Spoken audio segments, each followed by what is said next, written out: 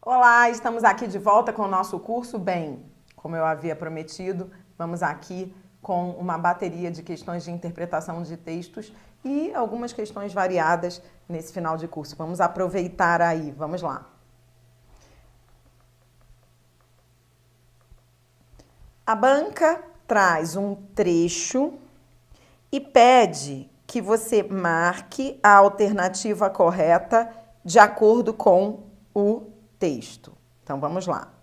A letra A diz: as palavras entre aspas no interior do texto indicam uma ironia do autor do texto? Bem, aprendemos lá na aula de pontuação algumas utilizações da aspa, lembra?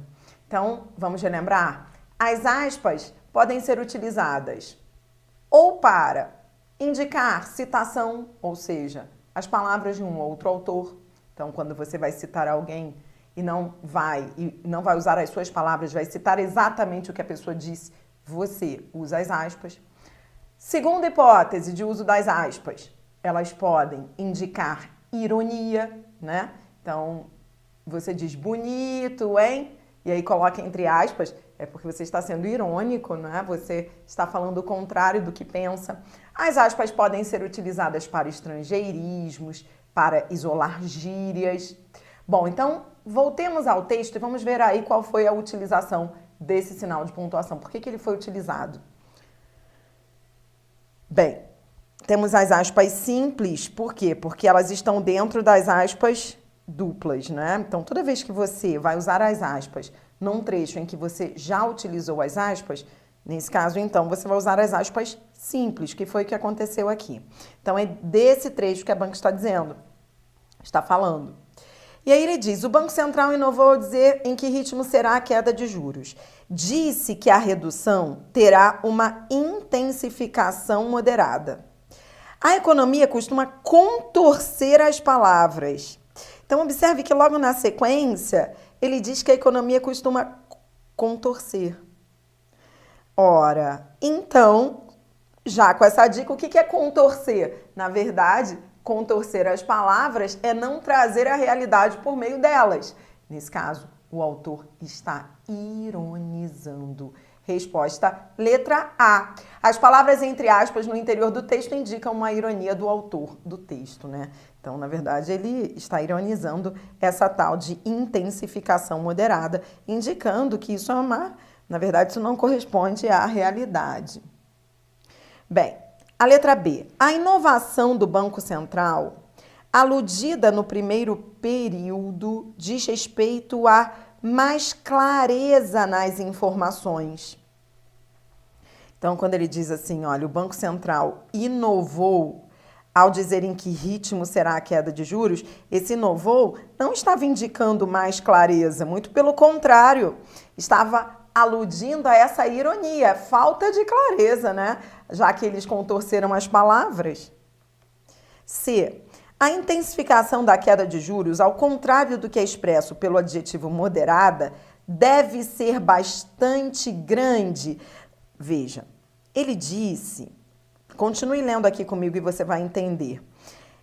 Ele disse assim: disse que a redução terá uma intensificação moderada. A economia costuma contorcer as palavras. O que o Banco Central quer dizer é que a queda, ou seja, a redução da Selic pode ser maior do que na última reunião, mas não muito maior. E a letra C diz que deve ser bastante grande. Não, isso é uma extrapolação. Extrapolar é ir além do que permite o texto. Ele não disse que vai ser bastante grande, disse que vai ser maior, mas nem tanto. Por isso, não é a letra C. D.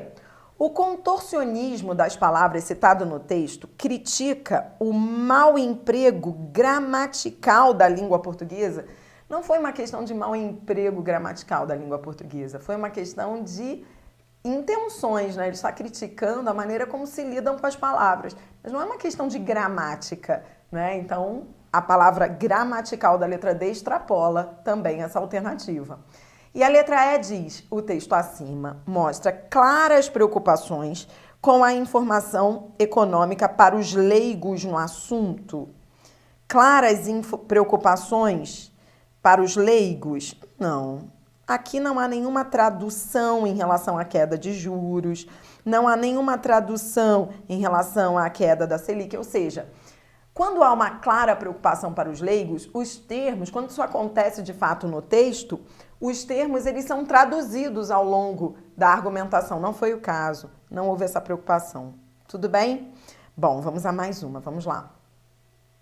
Mais um trecho, prova do IBGE, prova recente. A banca diz: a crítica mais intensa presente nesse texto se dirige ao... Bom, toda vez que a banca pede aquela que seja mais importante, mais intensa, mais irônica, enfim, o que se pressupõe é que há outras, mas a banca quer aquela que foi mais intensa. Então, observe aí que, de fato, em uma ou outra alternativa, pode ser que você veja críticas que estão presentes no texto. Mas você vai ter que buscar nesse trecho a informação mais importante. O trecho veio criticar prioritariamente o quê? Vamos ver? Da população de 3 milhões de indígenas anterior ao período colonial, restaram pouco mais de 200 mil.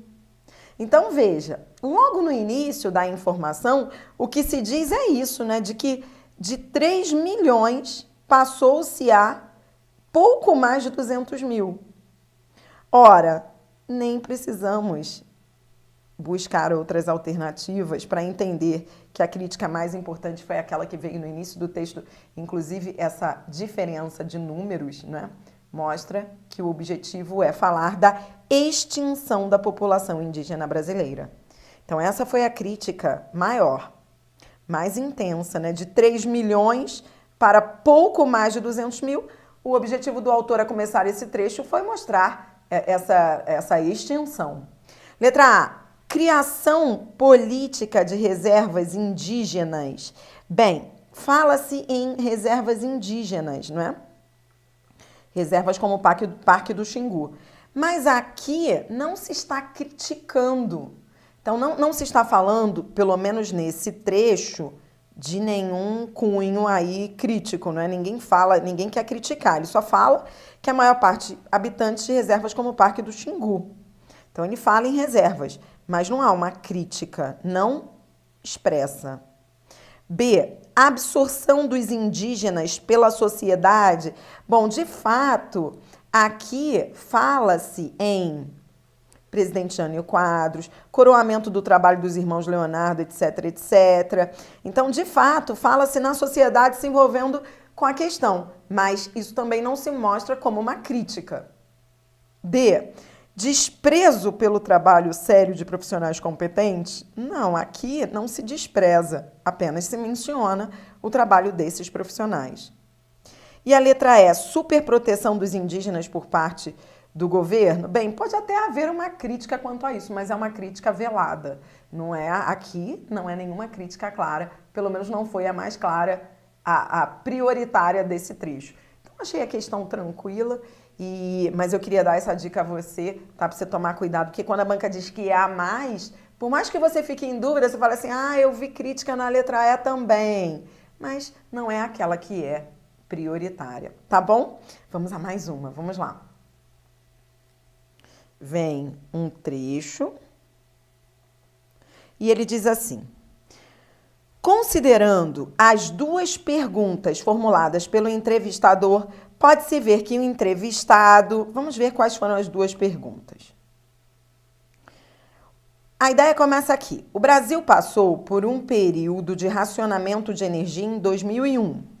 Isso pode se repetir? Essa foi a primeira pergunta, se esse período de racionamento pode se repetir.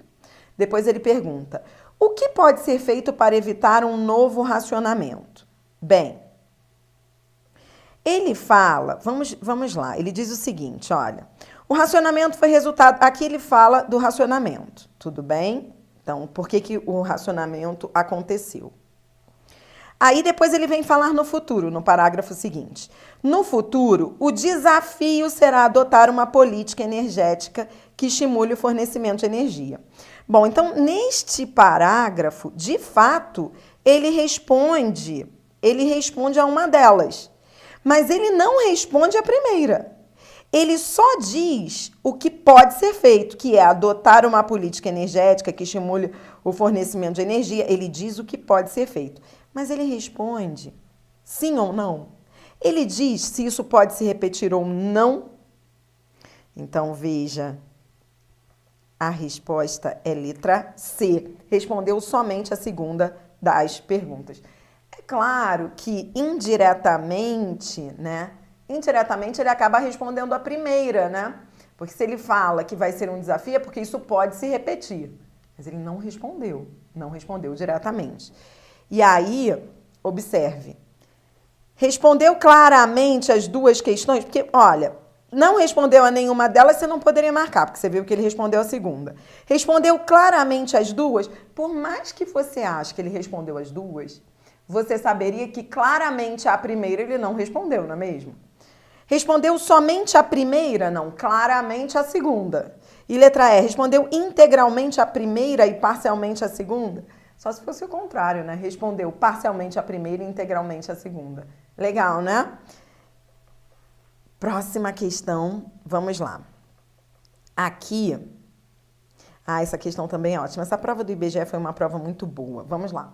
Ele diz assim, ele de novo, em relação a esse texto, aí ele diz: o racionamento foi resultado da política de privatização e desregulamentação que não incentivou suficientemente a construção de novas usinas. O início da resposta do entrevistado corresponde a uma pergunta que não foi formulada diretamente. Porque quando ele diz o racionamento foi resultado da política de privatização, lá no primeiro parágrafo, ele não está respondendo a nenhuma das duas perguntas. Na verdade, argumentativamente falando, o que nós esperávamos? Esperávamos que o primeiro parágrafo respondesse a essa, isso pode se repetir, e que o segundo parágrafo respondesse a segunda pergunta. Quando, na realidade, argumentativamente falando, o segundo parágrafo é que respondeu a segunda pergunta e o primeiro parágrafo não respondeu a nenhuma delas. Falou de algo que não se perguntou. E é isso que você vai descobrir aqui. O início da resposta do entrevistado corresponde a uma pergunta que não foi formulada diretamente. Essa pergunta, se formulada, seria... Então, agora você vai ler a afirmação dele e vai imaginar que pergunta teria sido essa. Ora, quando ele diz o racionamento foi resultado da política de privatização e desregulamentação, que não incentivam, então ele está falando da relação entre racionamento e política. Ora, resposta letra B. A política interferiu com o racionamento de energia ocorrido? Legal, né? Então, o que eu achei bonito dessa questão, das duas questões que nós analisamos, e isso é ótimo para você que vai fazer uma prova discursiva, você entender que toda vez, eu falo isso para todos os meus alunos que fazem discursivas, toda vez que você tem perguntas, né, no corpo da discursiva, a banca faz perguntas a você, e se ela fizer 2, 3 perguntas, é essencial que você responda a essas perguntas diretamente e que você organize os seus parágrafos de acordo com essas perguntas. Então, o que eu percebo muito é que, na verdade, a FGV ela está usando esse texto para dar uma aula para você de discursiva, dizendo, olha, o que esse autor aí fez nessa entrevista, evite fazer, porque isso confunde o leitor, não é? Legal, né? Vai, mais uma. Bom, a próxima questão também dessa prova diz assim: o segundo período da resposta do entrevistado desempenha o seguinte papel textual. Então, o segundo período é este. O governo também não permitiu que o setor público investisse nessa área. Bem, só voltando um pouquinho aqui, ele havia dito o seguinte, olha, que o racionamento foi resultado da política. Então, já havíamos percebido isso, que ele fez uma relação entre racionamento e política. E depois ele veio dizer que um outro problema Além dessa política de privatização, aí ele vem falar de outro problema também. O governo também não permitiu. Então, concorda comigo que quando ele diz assim, o governo também não permitiu, é porque ele está somando, né? Ele está acrescentando uma informação? Ora, então vamos lá. A resposta é letra E. Acrescenta mais um argumento à opinião expressa antes. Resposta, letra E.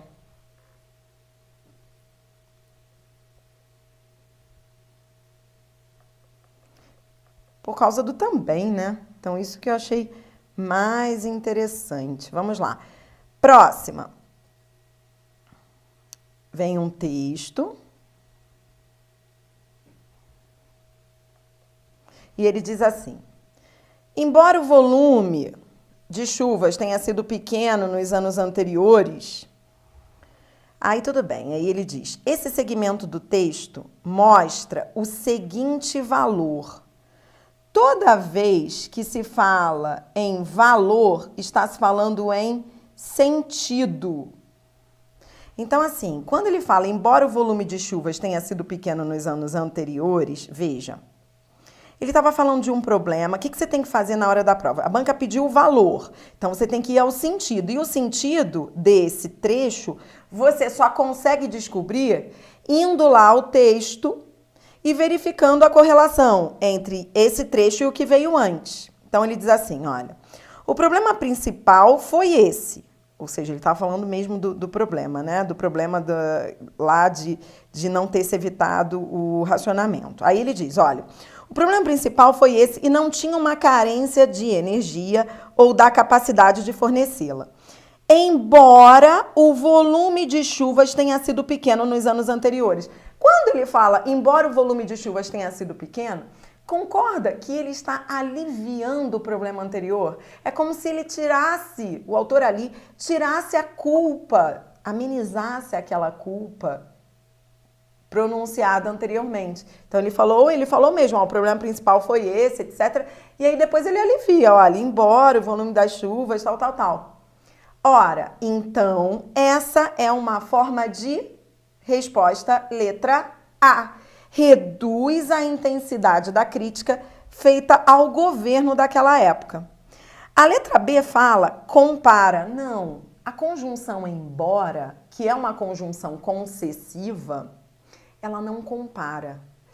Isso é o que eu queria que você visse nessa questão, que foi o mais importante dela. O embora, ele reduz, ele é uma concessão. Muitas vezes você usa o embora no dia a dia. Você fala assim, olha, vamos lá, você foi super mal educado comigo, embora eu entenda que você não esteja num bom dia. Veja, você foi super mal educado, embora eu entenda. Então, o que eu estou fazendo com esse embora eu entenda? Eu estou reduzindo a intensidade da crítica. A concessão, ela faz isso, ela reduz a intensidade da afirmação anterior. Então, achei essa questão ótima para te dar essa dica. A letra B fala em compara. Não compara. A letra D fala em elogia. Não elogia. Só está reduzindo a intensidade da crítica, mas não está elogiando nada em relação à atuação do Estado no setor energético.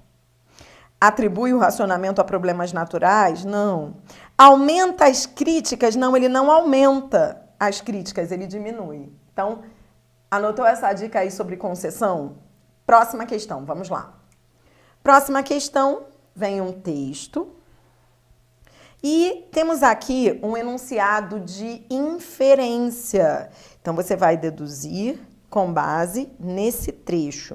Lembrando que a dedução é uma informação, a alternativa que você vai marcar aí, você pode não achá-la exatamente ali no trecho, mas ela será uma conclusão a partir do que se leu. Vamos ver? Bem, Então, vamos ao trecho, não é? E vamos primeiro ler o trecho, entender, e aí depois nós vamos marcar a alternativa que seja uma possível dedução.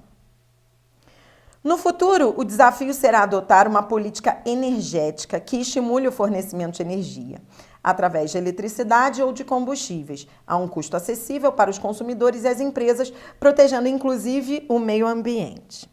Letra A. Podemos deduzir, então, podemos inferir, concluir, que a energia fornecida não deve, obrigatoriamente, gerar lucro para as empresas?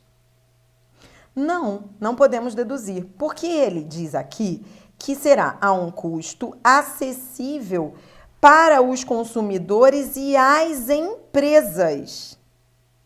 Então, entenda isso. Se vai ser um custo acessível para os consumidores e as empresas, então interessa que as empresas, concorda? Tenham acesso a isso. Então, não é esse não deve gerar lucro. Entendeu? B. A sugestão do entrevistado é de fácil execução. Ou seja, quando ele diz que o desafio será adotar uma política energética, ele está falando que é de fácil execução? Não. Se será um desafio, no mínimo, vai haver uma certa dificuldade. A gente não está dizendo que vai ser muito difícil, mas a palavra desafio, ela já não pressupõe não é? Desafio é aquilo que não é fácil, é aquilo que não é simples. Por isso, já não pode ser a letra B. Letra C. A energia pode ser produzida de forma acessível por várias fontes? Bem, vamos pensar aqui, vamos pensar. Isso não está escrito, não está. Mas vamos ver se podemos deduzir. Vamos ver? Ele diz assim, olha, o desafio será adotar uma política energética que estimule o fornecimento de energia através de eletricidade ou de combustíveis. Então, se ele diz que é através de eletricidade ou combustíveis, então ele já está mostrando que a energia pode ser produzida por várias fontes.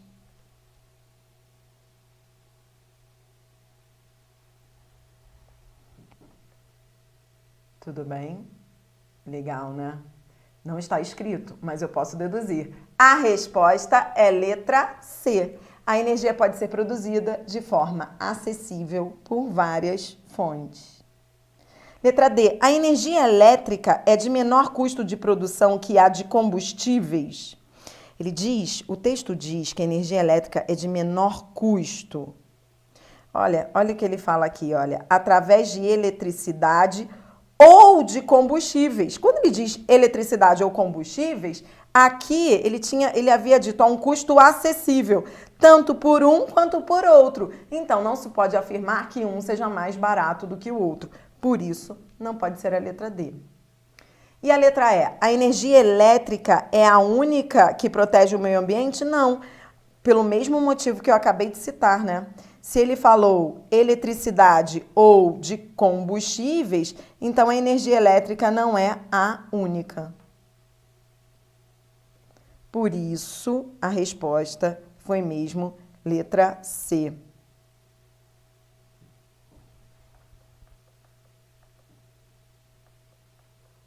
Próxima.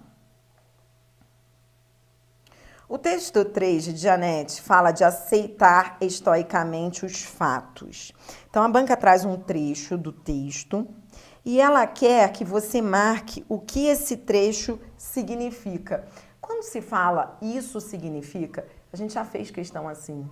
Toda vez que a banca fala isso significa, ela quer que você diga com outras palavras o que está escrito aí. Ou seja, essa é uma questão de reescritura.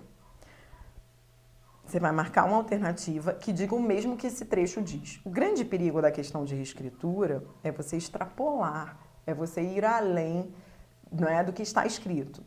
Primeiro, então, você tem que entender exatamente esse trecho aí que está escrito. É claro que solto assim é mais difícil. Então, convém que você sempre vá ao texto, né? O que ele estava querendo dizer ali com aceitar estoicamente os fatos?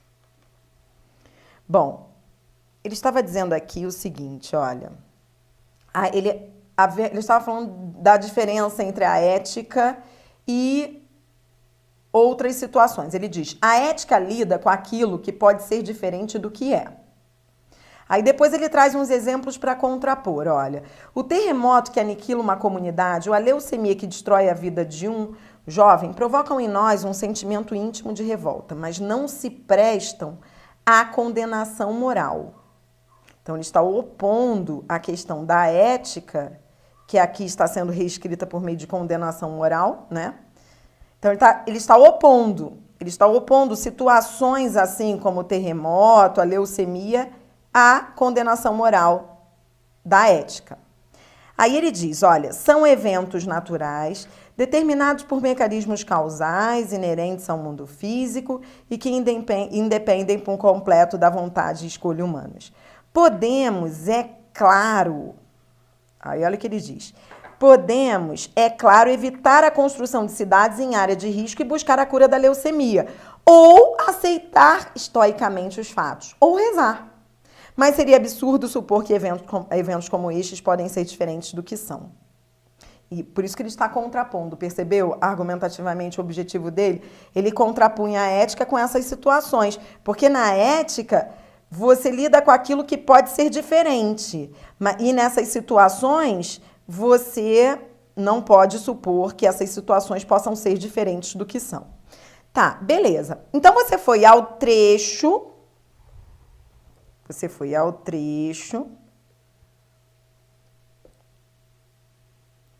e leu aceitar estoicamente os fatos ou rezar. Então, vê, aceitar estoicamente ou rezar, no contexto, você entende que isso significa o quê? Né? No contexto, ele não estava dizendo que há situações que você não tem como evitar? Ora, então agora você está preparado para marcar a reescritura. Resposta, letra B. Conformar-se impassivelmente em face da dor ou do infortúnio. Então é isso, né? É exatamente isso que ele diz, conformar-se. A letra A, eu acho que, assim, aceitar a tragicidade... Muita gente gostou da letra A. Muita gente deve ter marcado a letra A. Mas ela fala em aceitar a tragicidade da vida com resignação religiosa. Ela extrapola o texto. A letra C contradiz o que você viu, porque não é revoltar-se. A letra D também não pode ser indignar-se. E a letra E, resignar-se, beleza, tudo bem, diante dos problemas causados pelo mundo físico. Por que não é a letra E? Porque ele não está falando, e eu acho isso muito importante, você voltar ao texto, ele não está falando do mundo físico, né? Quando se falou aí em mundo físico, não era mundo físico. O que se queria dizer era a ética e a vida fora da ética. Então, o que extrapola na letra E é essa expressão mundo físico. Muita gente deve ter marcado a letra E. Mas veja como a B está mais de acordo com aquilo que você acabou de ler. A dor, o infortúnio. Isso não extrapola o que você leu. Porque dor ou infortúnio, isso está dentro de quê? Isso está dentro dos eventos naturais, né? E também está dentro desse campo semântico de leucemia. Agora, o mundo físico seria até, se a gente quisesse falar em mundo físico, estaria mais ligado a eventos naturais. Mas ele não veio falar só disso, ele veio falar de muito mais. Ele veio falar de preocupações da ética, dizendo que a ética pode mudar as coisas, e o que está fora da ética não pode ser mudado. Então, na verdade, o mundo físico aí é um detalhe apenas. O objetivo do texto não era esse. Muito boa essa questão. Então, quando você for marcar uma reescritura, quando a banca pedir uma reescritura, é importante você tomar cuidado, porque você vai ficar em dúvida sempre entre duas. Sempre. Não é? Isso é muito comum nas grandes questões de interpretação de textos. Quando você ficar em dúvida entre duas, é bom você sempre compará-las com cuidado com a frase que você tem nas mãos. Entende? Quando você compara com cuidado, quando você olha com cuidado, é essencial que você olhe, compare as duas e você vai ver que uma vai além. É a extrapolação. Porque isso não era uma questão de dedução. Não é para você deduzir, não é para você ir além do que está escrito, é para você reescrever. Então esse é o grande cuidado com a FGV. Vamos fazer mais uma? Saideira. Essa tem tudo a ver com o que nós acabamos de ler, de fazer ali. Eu acho que foi o vídeo, foi 2 vídeos anteriores. Lembra aquela questão de narração versus descrição que nós estudamos juntos? E eu falei, olha, o texto narrativo, verbos no pretérito perfeito, sequência cronológica, o texto descritivo, o objetivo é caracterizar, qualificar. Lembra? Exatamente isso. A banca traz um outro trecho e agora ela quer que você fale do segundo período desse segmento.